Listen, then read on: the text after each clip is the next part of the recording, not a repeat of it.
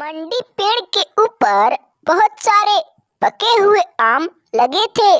चिड़िया उन आमों को तोड़ रही थी। गोलू जंगल से लकड़ियाँ ढो रहा था। उसकी पत्नी अपने घरों को मजबूत बना रही थी। लकड़ियाँ लाकर बोला, अरे अरे थोड़ा आराम भी कर लो, आम पक्षियों का जीवन ऐसे ही गुजारना पड़ेगा। फिर पत्नी, लेकिन रहने के लिए घर तो बनाना पड़ेगा ही। शाम हो जाने तक ये दोनों बहुत मेहनत किए, तब जाकर घर बना। रानू चिड़िया अब कुछ ही दिनों में अंडा देने वाली थी। सेठ चंदूलाल को बहुत जोर से भूख लगा था। जंगल में कहीं भी एक भी दाना नहीं दिखाई पड़ा।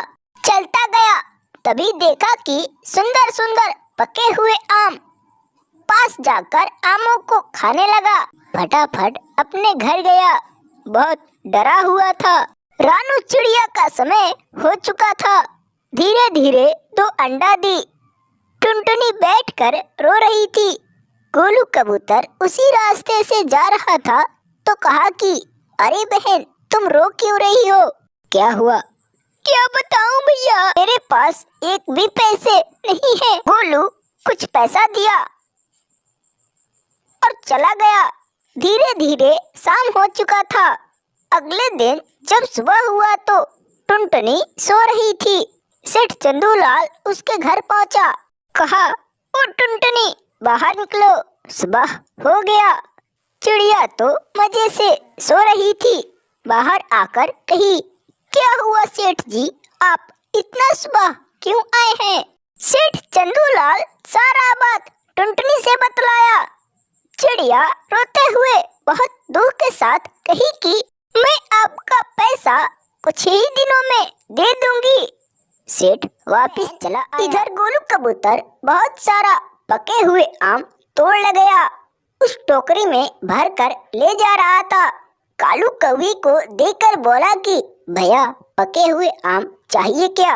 कालू कौवा देखते ही खुश हो गया। कहा कि हाँ हाँ चाहिए, ये लो पैसे। पैसे लेकर गोलू वहाँ से चला आया। अगले दिन टुनटुनी सुबह के टाइम अपने पेड़ पे आई। देखती है तो सारा आम खत्म हो चुका था। जादुई आम का पेड़ कहता है कि टुनटुनी, तुम चिंता मत करो, अभी सारा फल आ जाएंगे। अचानक आ गए। टुनटुनी चिड़िया खुश हो गई। खबर सेठ चंदूलाल के पास गया। फिर सेठ गोलू के घर पहुंचा। कहा कि ओ गोलू, तुम क्यों रानू चिड़िया को? एक दिन उसी आम के नीचे बैठकर टुनटुनी रो रही थी। चिड़िया उठी, कहती है कि हे भगवान, अब मैं क्या करूं? अभी तक टूनी चिड़िया नहीं आई। कालू कौवा उसी रास्ते से जा रहा था। कहा, क्या हुआ टुनटुनी, तुम इतना सुबह क्यों रो रही हो? टुनटुनी चिड़िया रोते हुए कही कि क्या बताऊं भैया, मेरे ऊपर दुखों का पहाड़ टूट चुका है। कालू, तो कल से मेरे लिए 2 टोकरी आम ला देना। इतना कहकर कालू कौवा वहाँ से चला गया।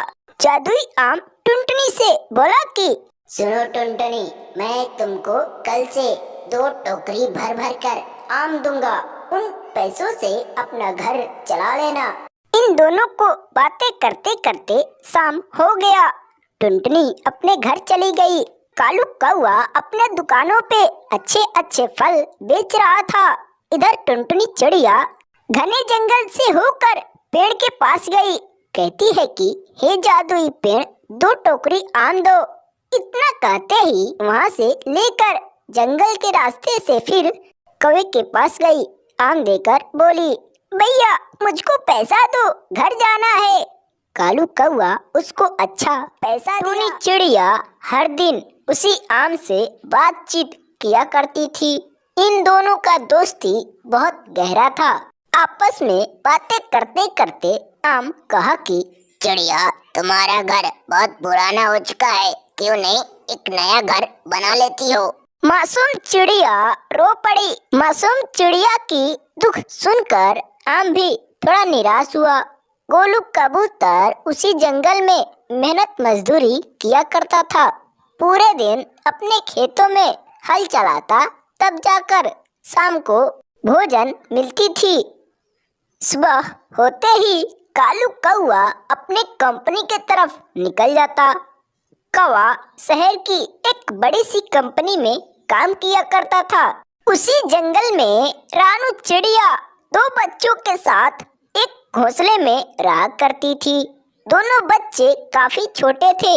एक का नाम था चिंकू, एक का नाम था मिंकू। दोनों अभी नादान थे। इनकी माँ हर दिन काफी समझाती थी। टूनी चिड़िया उड़ते हुए आम के पास गई। चिड़िया, तुम्हारे लिए मेरे पेड़ पर एक घर बना है, जाओ देखो तो। गरीब चिड़िया बहुत खुश हुई। तेजी से पेड़ की तरफ चल पड़ी। जाकर देखी तो वहाँ पे आम का बना हुआ एक सुंदर सा घर था। ऐसा घर जंगल में अभी किसी पक्षी का नहीं था। इतने बड़े आम को अभी किसी पक्षी ने नहीं देखा था, केवल टुनटुनी के अलावा। धीरे धीरे अंधेरा हो गया। उसी दिन से टुनटुनी नए वाले घर में रहने लगी। अगले दिन सुबह हुआ तो कालू कौआ अपने घर के सामने बैठा हुआ था। कुछ पक्षी सुबह सुबह दाना चुनने निकल पड़े। कोलू कबूतरी बहुत लालची थी और चालाक भी। धीरे धीरे टूनी चिड़िया के घर चली गई। जाकर कहती है कि बहन, तुम अपना घर मुझको दे दो, क्योंकि यह घर मुझको बहुत पसंद है। टूनी चिड़िया थोड़ा निराश हुई। कही कि नहीं बहन, यह घर मैं नहीं दूंगी। बहुत मेहनत से यह घर को बनाई हूँ। कबूतरी को बहुत समझाने पर भी टूनी चिड़िया उसको अपना घर नहीं दी। आकर देखी तो मिंकू यहाँ पर नहीं था। रानू चिड़िया बहुत रोई। हे भगवान, ये क्या किया? हंसी खुशी परिवार को रुला डाला। टूनी चिड़िया को आम से बातें किए बिना मन नहीं लगता था। कोलू कबूतर कुछ महीने पहले बीज बोने के बाद अब फसल लहराने लगे। कालू कौआ बड़े से तालाब में पानी पी रहा। यह आम का पेड़ एक जादुई पेड़ था और शक्तिशाली भी। टुनटुनी चिड़िया अपने घोंसले में बैठी हुई थी। तभी उसका अंडा हिलने लगा। लगता है मेरे अंडे से बच्चे बाहर आने वाले हैं। मुझे ही कुछ करना पड़ेगा। टुनटुनी चिड़िया हिलते हुए अंडे पर दो चोंच मारी। अंडा फूट गया। उसमें से एक नन्हा चूजा निकला। चिड़िया उस चूजे को देखकर बहुत खुश हुई। चूजा भी बहुत रो रहा था। सेठ चंदूलाल शहर की एक बड़ी सी कंपनी में मालिक था। उसकी पत्नी बहुत आलसी थी। पूरे दिन अपने घोंसले में सोई रहती थी। रानू चिड़िया अपने खेतों में अंडे का खेती कर रखी थी। उसी से उसका घर चलता था। रानू चिड़िया के खेत में फसल बहुत अच्छे थे। सफेद कलर के गोल गोल अंडे लगे हुए थे। कुछ देर बाद शाम हो जाने पर सभी पक्षी एक एक करके अपने घर आए। अगले दिन जब सुबह हुआ तो कोलू कबूतर अपने घर को रिपेयर कर रहा था। आज कई दिनों से अपने घर को रिपेयर कर रहा हूँ, पता नहीं आज भी बन पाएगा या नहीं। गोलू अपने मेहनत को जारी रखा। कालू कौआ उसी रास्ते से जा रहा था। सोने का पेड़ देखा तो कहा कि अरे, इतने अच्छे पेड़ मैं कभी नहीं देखा। और सोने का फल, इनको बेचकर मैं खूब सारा पैसा कमा सकता हूँ। टुनटुनी नन्हे से बच्चे को उड़ना सिखा रही थी तो उसको प्यास लगा। एक पेड़ पर जा बैठा। चिड़िया भी आई। माँ, मुझको बहुत तेज से प्यास लगी है। प्लीज मुझको पानी लाओ, नहीं तो मैं यहाँ से नहीं जा पाऊंगी। इसकी भोली माँ नटखटी आवाज सुनकर पानी लाने चल पड़ी। रास्ते में कहीं भी तालाब नहीं दिखा। इधर रानू चिड़िया अपने खेतों में फसल देखने जा रही थी। टुनटुनी के बच्चे को देखी। अरे, ये छोटा बच्चा किसका है और इस पेड़ पर छोड़कर तक उसकी माँ आ गई। बहन, तुम इतना छोटे बच्चे को छोड़कर कहाँ गई थी? इतने घने जंगल में। बताओ बहन, इसको ही प्यास लगी थी, इसीलिए मैं पानी लाने चली गई। ये दोनों चिड़ियाएं आपस में बात करती रहीं। गोलू कबूतर हार नहीं माना और कड़ी मेहनत करने के बाद घर बनाकर रेडी कर दिया। कुछ ही समय में धीरे धीरे शाम हो गया। अंधेरा हो जाने पर चिड़िया का बच्चा निराश घर के बाहर बैठा हुआ था। जादुई आम का पेड़ पूरे चमक रहा था। देखा तो अपने माँ को बुलाया। चिड़िया बाहर आई। चमकती हुई जादुई पेड़ को देखकर उसके पास गई तो पेड़ कहा कि टुनटुनी, मैं जानता हूँ कि तुम एक ईमानदार चिड़िया हो और मैं ईमानदार पक्षियों की सहायता करता हूँ।